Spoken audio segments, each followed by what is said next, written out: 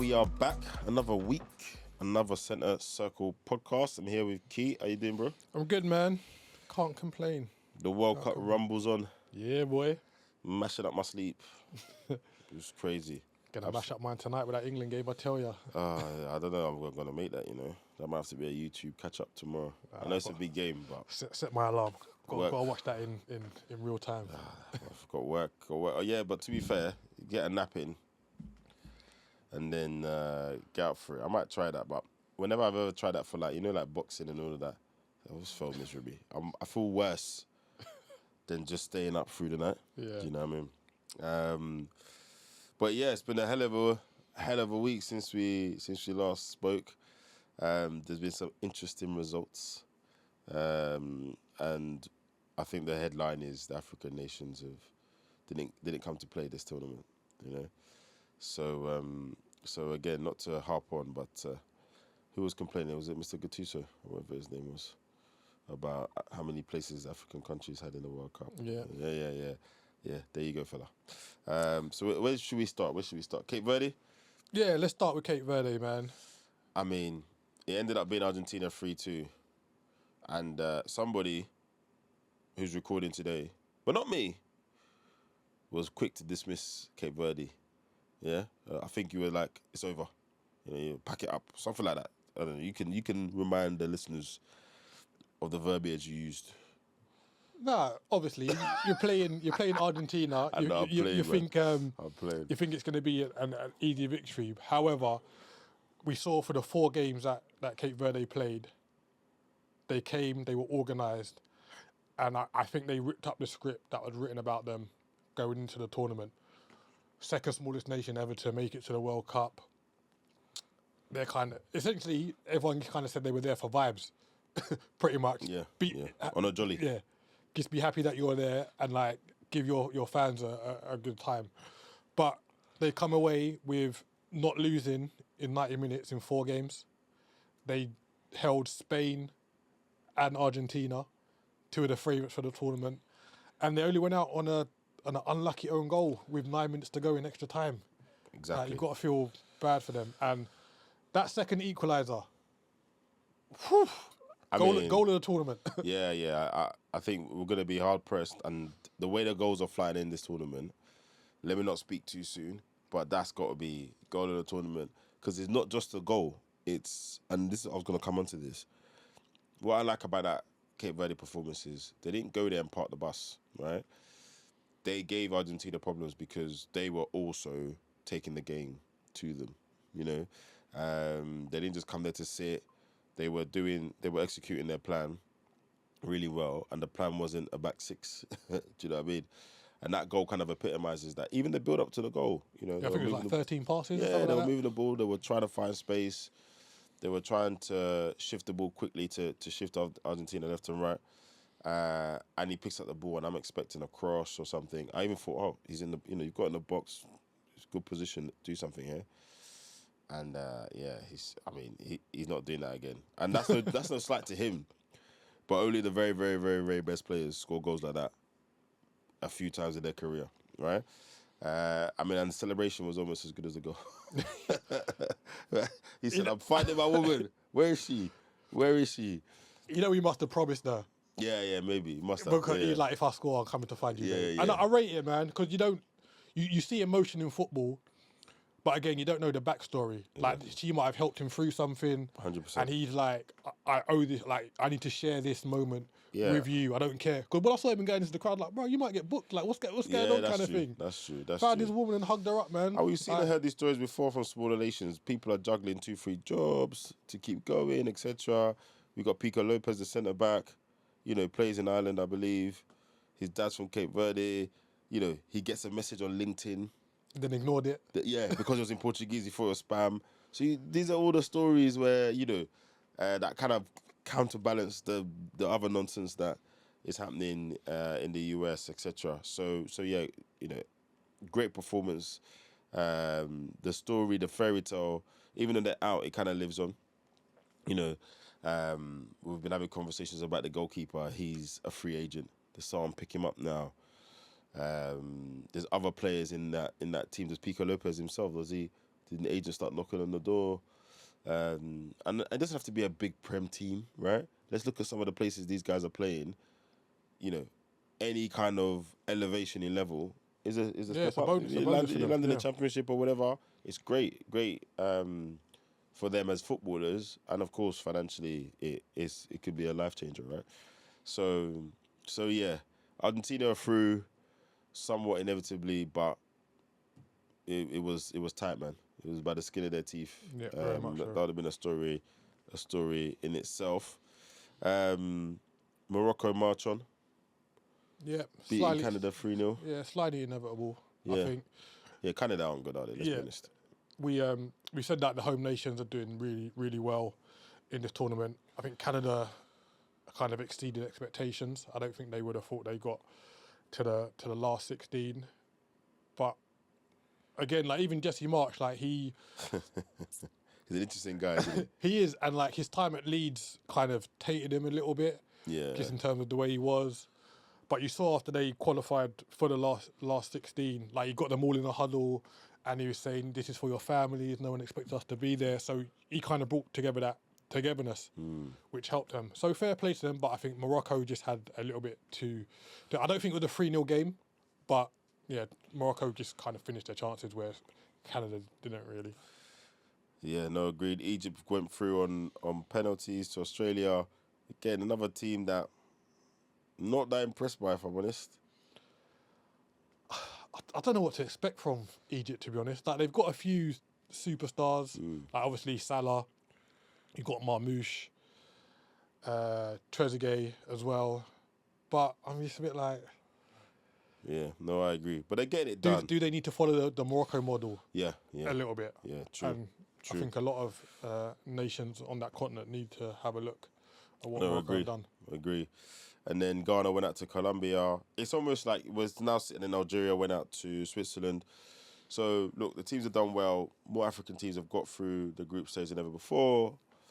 But now we're kind of seeing it levelling out. And the way I see this is they've made the competition bigger, but we're almost now getting to, what the World Cup would have been if it was, was it 32, the last World Cup? You inevitably kind of filter down to that. You will get the odd shock, don't get me wrong.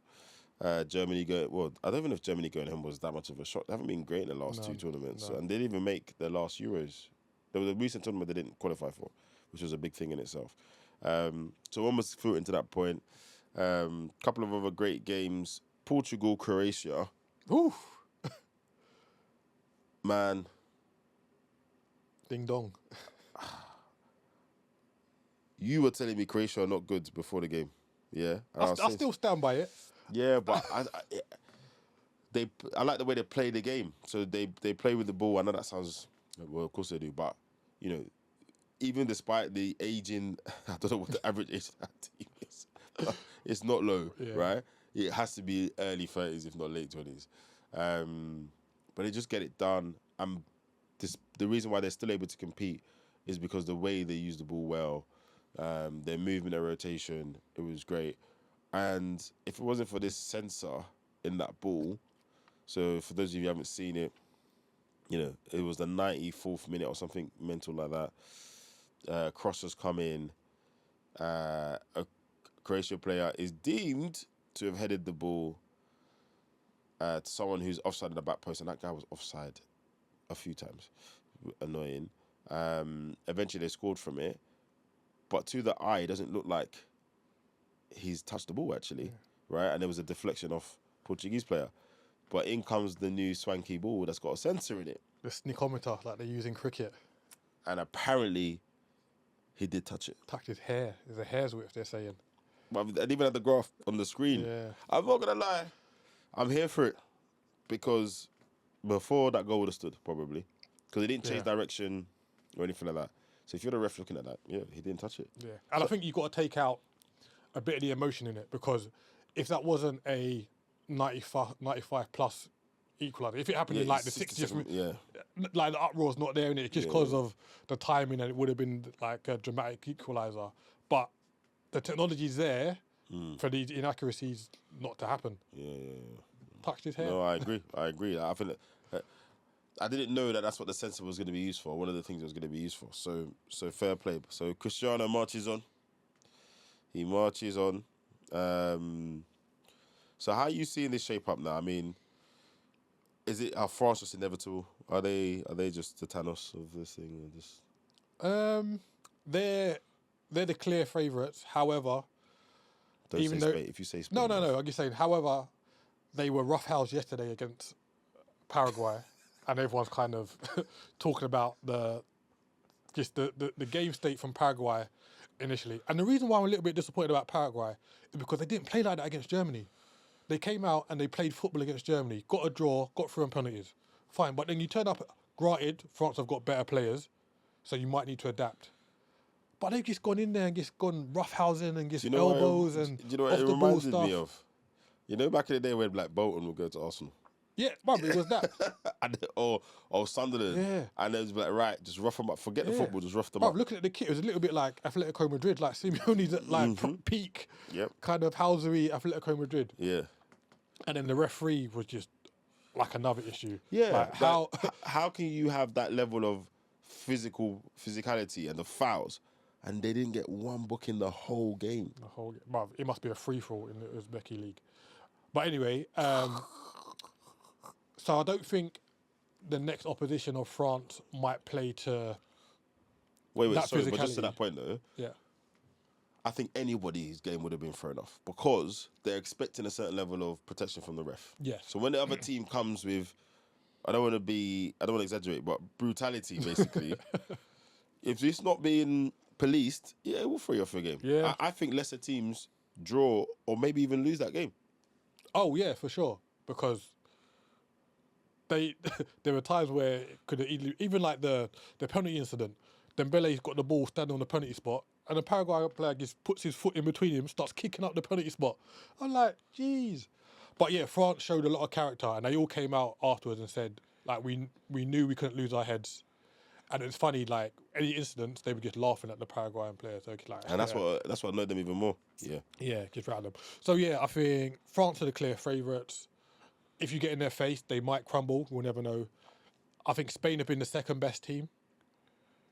I know you're still a bit. No. The difference is, they have been the second best team, but that's not what you said. You and our other friend were saying Spain are this, Spain are that, and I'm like, yeah, but they look good. They haven't really been tested yet though. So yeah. I think a France-Spain final, France-Argentina final. Yeah, it would be good. Yeah. France are in, barring something crazy. I think France are in the final, and they haven't been tested football-wise, but they have been tested, and they've come out. They've come out with the win. Been tested, and they passed the test. And then obviously England always there. Man, England always scrape through. It was interesting the game the other day. England were creating chances. People are not talking about the fact that the goalkeeper, Congo's goalkeeper, was having a great game. Yeah, he was. I don't know what he was on, but he was having a great game. But from the English media, you're always going to get an overreaction. That's what I've just noticed over the years. So 100%. I'm in group chats, and it's like, England are dead. They're not going to do nothing. Blah blah. I'm like, to your point, Bellingham's had like 2 or 3 good chances. Kane's had chances. Other players have had chances. The ball's in the right area. It just hasn't gone in the net. People are saying like, but Congo scored early. Okay, Congo scored, but Pickford didn't have to do anything after that. Well, hold on. Because if Wissa doesn't hit the post, but then it's 2-0. Yeah, okay. And the psychology of the game just goes... That's fair. Right? But I think the overreaction to how England play is too much, and you've got... And what do you think it is? Why do you think that is? From the media, you still get the we're bigger than what we actually are. Yep. Mentality filtering through. And I think from the fans, it's just a case of you see the players that we have, and it's like, why doesn't it click? Yeah. Why don't...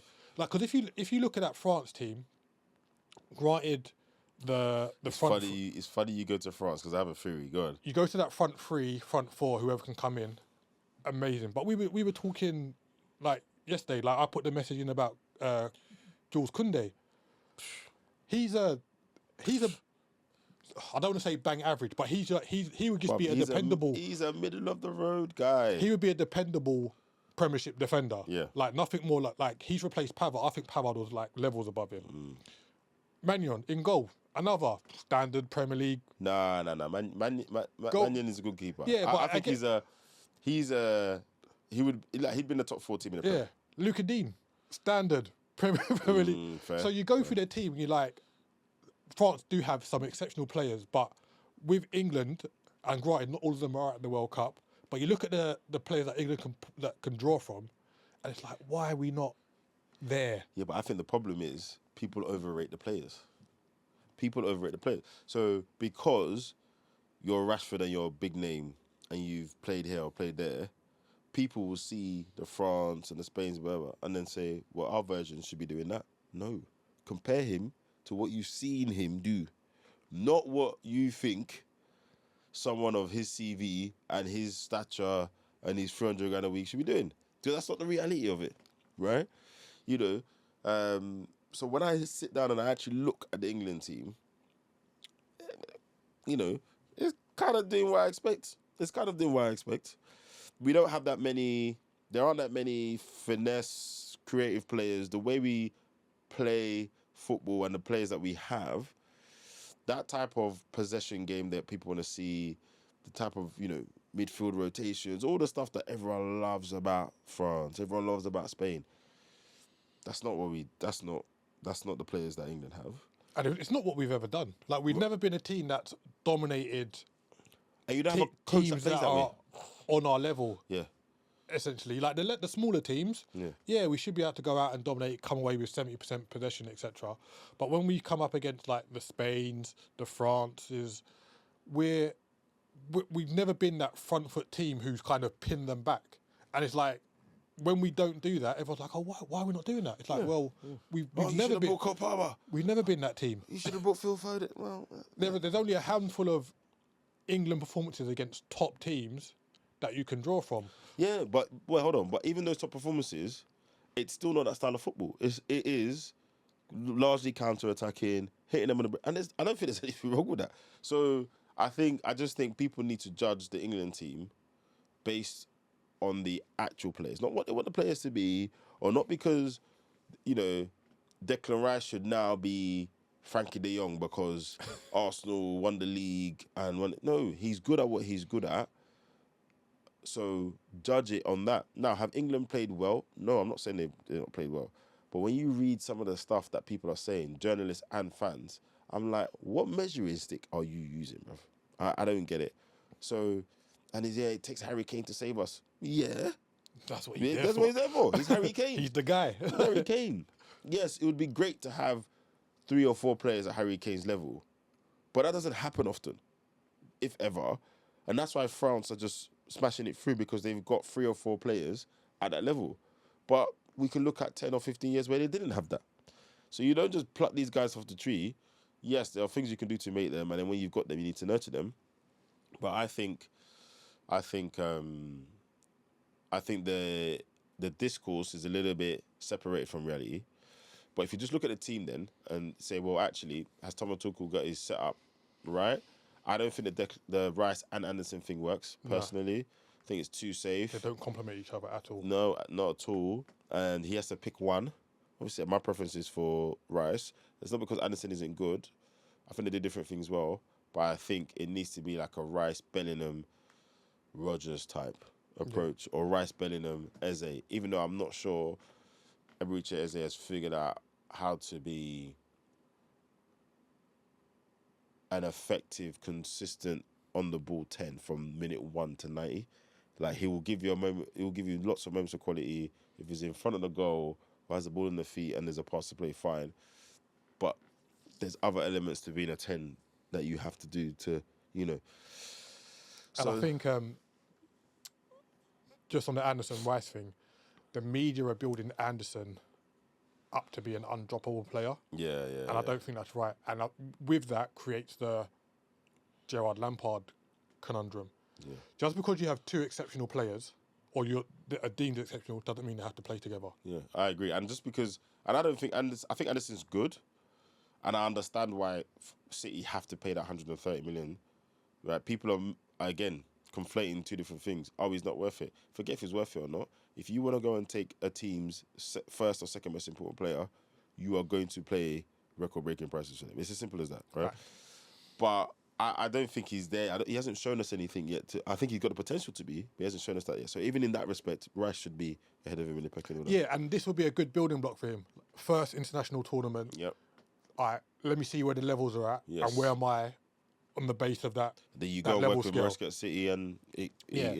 This is it. So I don't think he's the undroppable player that the media are making him out to be. Yeah. Like you say, I agree, he's an exceptional player, but you don't need Rice and Anderson in the same team. And then lots to talk about in terms of how. So I talked about how Tuchel sets up, and I think that midfield doubling up of Rice and Anderson then ripples through, because then obviously you effectively play Bellingham in sort of a 10 kind of 8 type of vibe, and then. Whereas actually, as we saw in the previous to the Congo game, you can get a bit more flexibility. Now, did Roger set the world alight? No, it's his first World Cup. Like, the guy needs to let him breathe. Do you know what I mean? But where I would say actually, where Tuchel's looking like he came up short, is not picking Trent. I think he's paying for that. Honestly, I think he's paying for that, and not defensively. Let's be honest. Isn't that goal from Congo the first goal they've conceded this tournament? No, they conceded 2 against Croatia in the first game. Sorry. So, but defensively, I don't think it's been glaringly bad, right? No, it hasn't. But I think the issue with Trent is, and again, the lack of defensive discipline has been overstated time and time again. But if you see what Spence has done, you think, right, Spence hasn't defended any better than what Trent would have done. And then when he's got the ball, he's nowhere near Trent. Nowhere. Offers you a lot more than what Spence can. And that's just the... And one of my friends said it in a group. He was like, Trent might be the best right now, might be the best crosser stroke passer of the ball in the game. Yeah, without a shadow of a doubt. He needs to be there. And then someone gets injured and you call up Chalobah. Big man. Reece James, he said no one could have foreseen Reece James getting injured. Are you all right? Expecting Reece James to play 7 games straight without getting injured was a massive oversight. No. To be fair, this season, again, perception is an interesting thing. Had he played 7 on a row? Yeah. How many times? So when Maresca left, there was talk about, that talk about the physio, and he wasn't, and they were like, there was a lot of talk about him overriding the physio so people could play. And Reece James was one of the names that came up, and people were like, well, he's played like 13, 14 games in a row, it's fine. Fair right? enough, but that is not a regular thing for Reece James. So for him to be like, oh, no one could have foreseen that injury, bro, it's Reece James. Yeah. Yes, you could have. Cover yourself in. Even if you didn't want to start Trent, just cover yourself in it. And I don't know why he loves off Jed Spencer. Again, he had that decent spell for Tottenham, but he hasn't been good for a long time. So whilst Trent may not have had the best season at Real Madrid, comparatively to the other right back you're now using, and the fact that Jesper hasn't played right back much in the last couple of years, he's been playing left back. Yeah. Even Chalobah doesn't really play right back. No, he's more of a centre back, isn't he? So I respect what I said at the time. Tuchel, you picked your team, you didn't care for names and all that stuff. This isn't about Trent's name. This is about, when I'm watching the game, I'm like, if you had that player here now, this is what he could do. Do you know what I mean? The form that Palmer and Foden and those guys are in, I'm not sure they come here and do much more than Rodgers is doing or Eze is doing. I think Palmer's the only one for me that I think, regardless of his form, he's got that. He doesn't care enough to do something crazy in the game. That's what I like about him. He's in the game. He's almost like he doesn't care enough, so the pressure doesn't get to him, so he'll try something.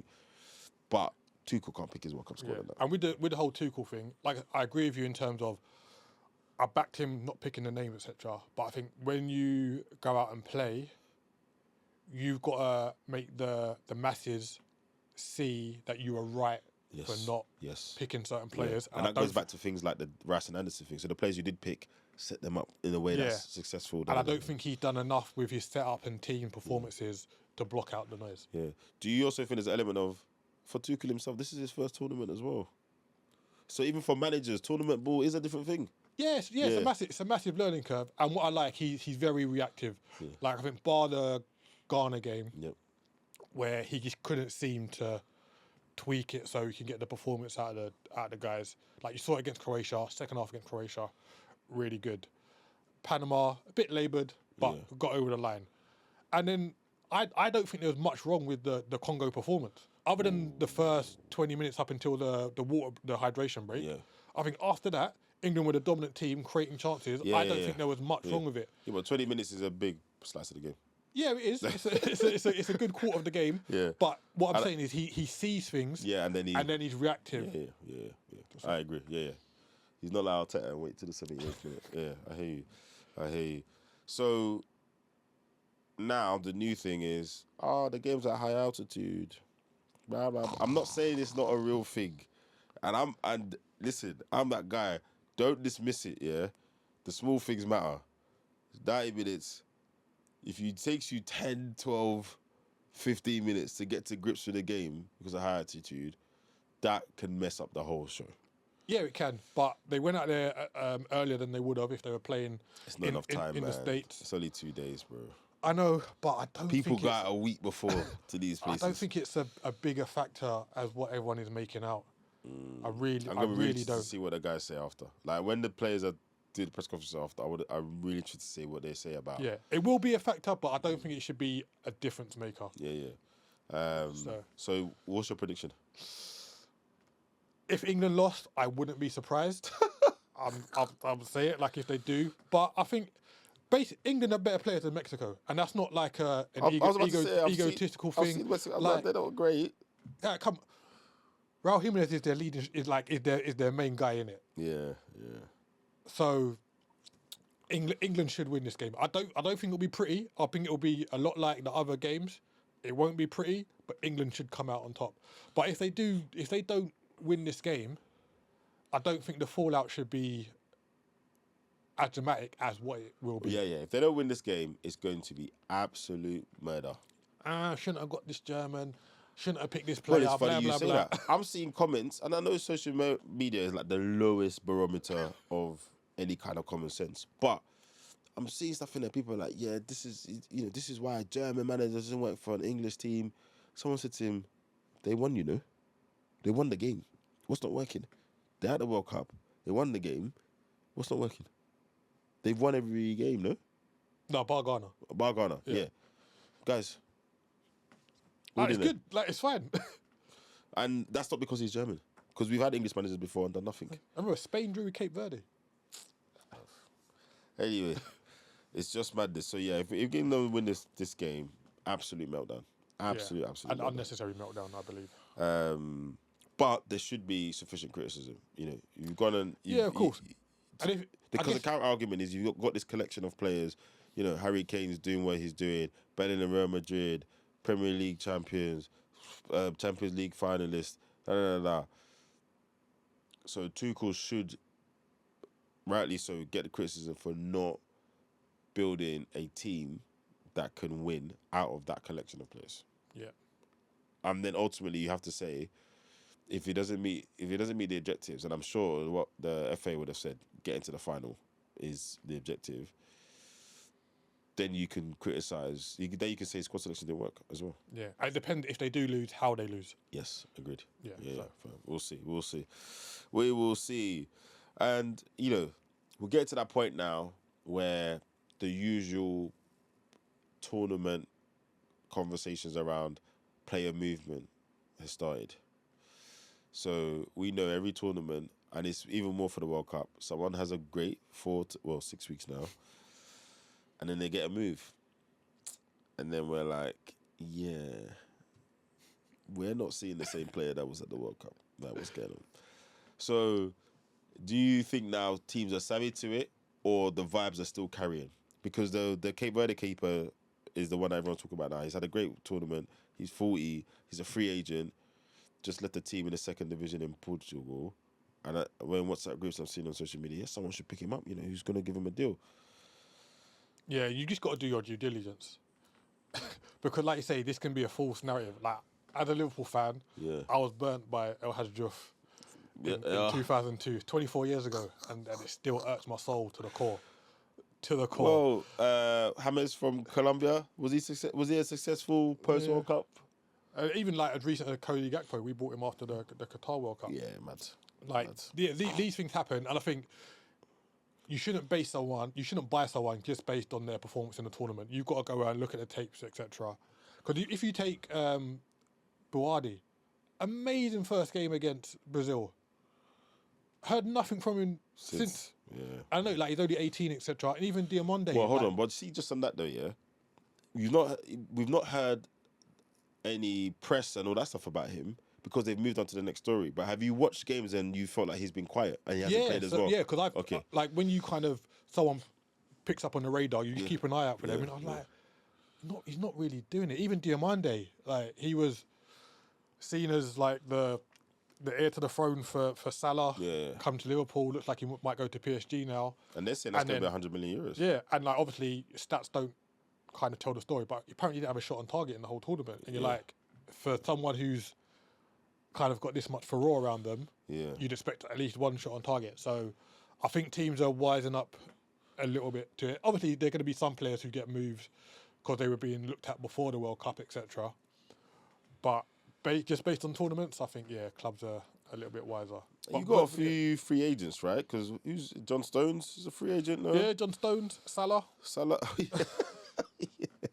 Man, I do wonder where these guys are gonna end up. But obviously, their agents are working because we're seeing people sign deals whilst they're at the World Cup. Probably sneak out and do a little medical or whatever. So yeah, it's gonna be interesting to see who moves. But you're right. I think people are going to rise up. But just for the romance of the story, I do want the Cape Verde keeper to get a move. Yeah, get a little 2-year contract somewhere where he can earn like 10 to 15 bags a week, set himself up. Then go back and become president of Cape Verde or something. Yeah, man. Set up a little beach bar. You know what I mean? You're so rude. What's at the beach bar?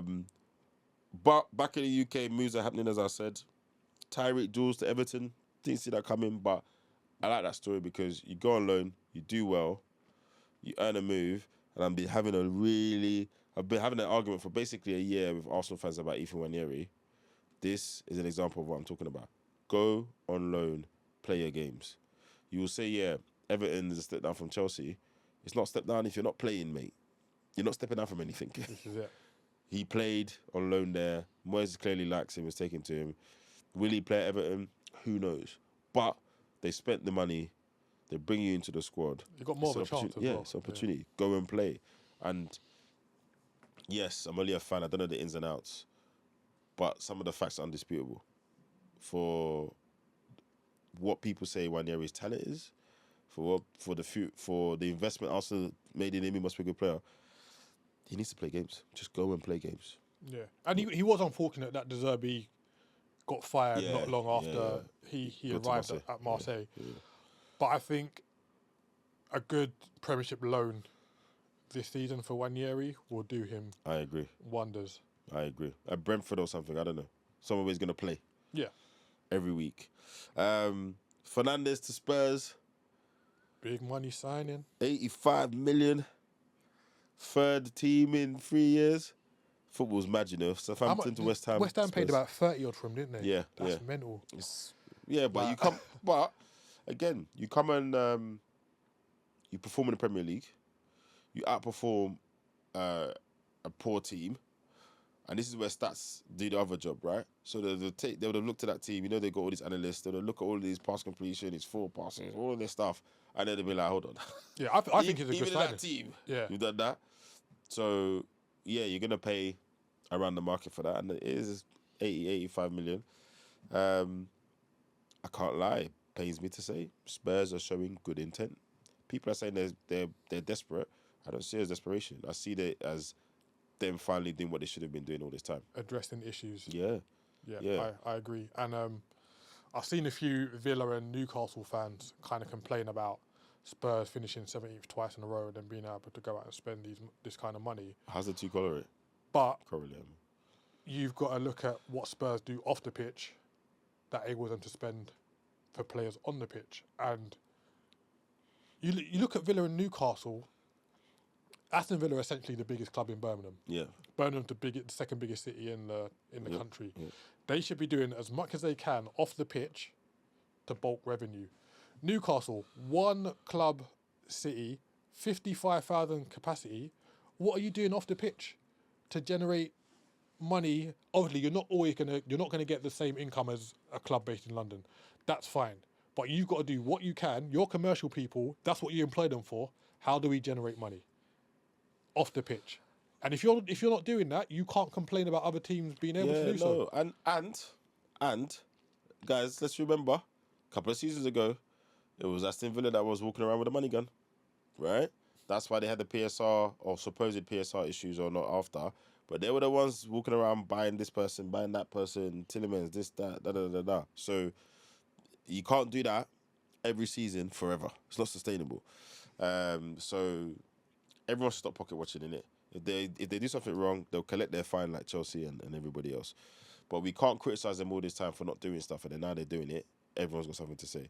So, you gotta pay the transfer fees, and importantly, you gotta pay their wages, which is why they kept going for players with other clubs and then coming up short. And you end up spending 80-something million on Xavi Simons. So big move, big intent. Let's see. They need to make another 5 of these signings, if I'm honest, but they're not gonna do that. Jadon Anthony to Brentford, you said? Jadon Anthony? Yeah, so leaving Burnley. And what I'm surprised about this is the low transfer fee. It's like 13 million with add-ons. Yeah. And it's weird, the disparity in fees between certain clubs and but he didn't light up the Prem the same way Fernandes did. No, that's true. But then you look at... And Burnley didn't make the investment in him that West Ham did. So West Ham have paid 30 million for Fernandes, and he's done well. Yeah, but you look at like Tyler Diblin went to Everton at the start of last season for around 30-odd million. That was just bad business by Everton. Anthony arguably had a better season than Diblin, because Diblin started off really well and then kind of tailed off, and everyone like, he's the next big thing. Like, he's just kind of... Like, George could be taking his position. Mate, again, reading between the lines, you can just imagine, boys has looked at each other and said, you think you've made it? I'll teach you a lesson. So I'm surprised at how low, even in the... Like, you don't really hear a £13 million transfer in the Premiership anymore. Yeah, that is... that's just... Yeah, but I think it'll be, good for them, and like Keith Andrews... Apparently he seems to know what he's doing at Brentford, so... No, apparently he does.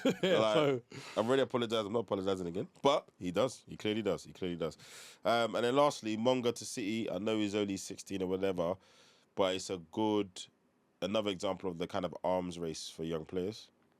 Yeah, very much so. And it was funny, so like in our group chat weeks ago, I was like, what do you think Monga will do? Do you think he'll go to like a championship team on loan? Because obviously Leicester were relegated to League One.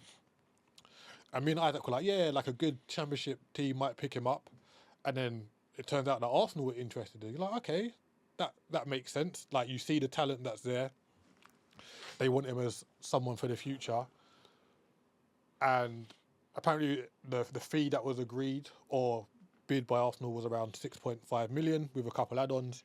And Arsenal based that on the tribunal fees that were set for... Most recently, Rio and Gamora from Chelsea to Liverpool, and they also went back and looked at the which would make sense. They were the top youth players at that time, Yeah, so they was like, well, rather than it be a tribunal thing, let's go and give them a bid that we see fit. And like, apparently Leicester were like, okay, because apparently terms were agreed. But then Man City swoop in after it's confirmed that Maresca is taken over. 10.5 million with 2 million add-ons, I think it is. I only see this as a Maresca factor. I think if Maresca isn't there, this might not happen. I think obviously Maresca would have known him from his year at Leicester. Monga would have only been about 14, but I'm sure he would have known about him because he made his debut the season after. I just think 4 million more. But I think they had to do that to get it over the line. Yeah. And I don't think Arsenal should be too cut up about it because it's the Maresca factor. I don't think it's Man City have come in flexing their muscles kind of thing. No, it's money. It's a money thing and a relationship thing. And if you're Monga, either way, you're laughing. You go to Arsenal, Man City. So when Leicester come and say we've accepted that bid, not that bid, then fine. Right? Okay, yeah, cool. Do you think he should go on loan? I was about to ask you. I don't know much about him. Not seen much of him. Don't know much about him. Did he actually play lots of first team games? Yeah, he played a lot of games last season. He's a very, very talented player. So a very talented player, and I think for his development not to be stifled, he needs to go and play. Like, it's not like Wanyeri where he kind of came through bit by bit kind of thing. He was. So look, if he's that good and he was playing first team championship last season, I think it's one of two things. One, they're brave and they let him kind of sink or swim in the first team this season, which I think is unlikely. Doku's there. They want to get back on top on the Prem and the Champions League. Or again, just give him a good Prem loan. Give him, let him go do a Tyreek George at Everton or. Yeah, even like one of the teams that come up or one of the teams that stayed up. Well, actually, I'm not a big fan of that, actually. One of the teams that come up. You almost want him to go to a steady... Go to Palace. Somewhere like that, right? Play every week where they kind of need you. The pressure is different, You'll be better than some teams, but you're not expected to be better than all the teams. Yeah. So that he can just nurture and grow into that. So I would say, Palace is in London, which is another distraction. But team like that, you know what I mean? A Villa, go live the tough life that Emery gives people will be good for you. Something like that. So yeah, that's without having seen him play. But as a 16-year-old, when there's the Jeremy Doku's about and a few other people, because what is he, a left winger or right winger? Play both. Yeah. So yeah, a good loan that he can play every week and. By the time he's 18, he's ready to play a part in Man City's trajectory. All right, so yeah, we'll be back. We'll be back next week. So let's see if England are still in the World Cup next time we press record. Come on, the boys. If not, we'll probably be having a laugh at the overreaction of them going out. Yeah. All right, that's one, mate. Peace.